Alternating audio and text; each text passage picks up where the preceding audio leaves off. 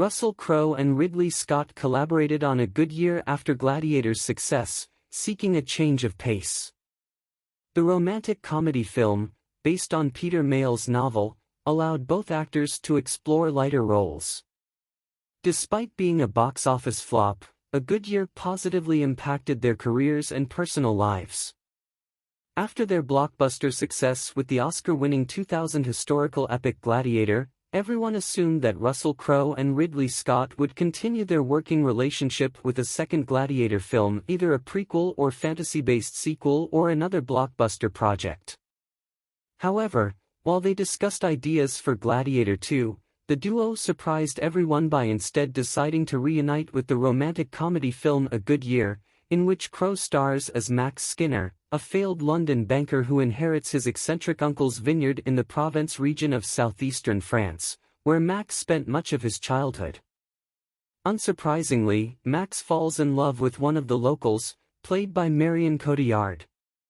The most surprising aspect of A Good Year is the attachment of Crowe and Scott, who were drawn to the film and the romantic comedy genre by a desire to make a film that was decidedly modest and uncomplicated in relation to the grueling, mammoth Gladiator, which won 5 Academy Awards, including Best Actor for Crowe and Best Picture.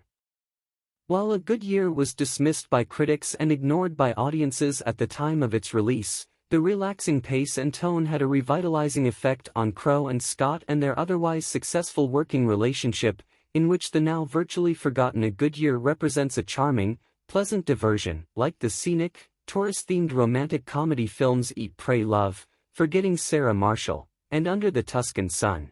A Good Year features a world-weary protagonist who travels to an exotic location and is transformed by this experience. A variation of this plot is visible in one of Russell Crowe's earliest films, the 1991 comedy drama The Efficiency Expert, in which Anthony Hopkins plays a prim business consultant who travels to a small Australian town to instill financial discipline in a ramshackle moccasin company and ends up falling in love with the town and its people. In A Good Year, which is based on the 2004 novel of the same name by Ridley Scott's friend, Peter Mayle, the setting is a vineyard estate in quaint Provence, France, where Crowe's initially cynical protagonist undergoes a similar metamorphosis through the region's colorful inhabitants and stunning atmosphere.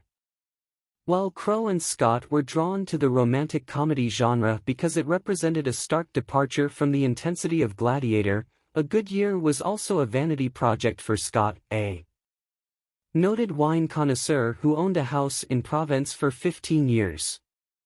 A Good Year was born out of Scott's desire to simply make a film set in and around a vineyard in France. For Crowe, who previously starred alongside Salma Hayek in the obscure 1997 romantic comedy film Breaking Up, A Good Year presented an opportunity to have fun within a smaller-scale film, while Scott was intrigued by the challenge of working in the comedy genre, which he had only explored once previously, with the acclaimed 2003 black comedy film Matchstick Men. Crowe mellowed with A Good Year, beginning with Russell Crowe's star-making performance in the Oscar-winning 1997 crime film L.A. Confidential. He established himself as a serious actor who approached his craft with absolute dedication and sought perfection from himself and others.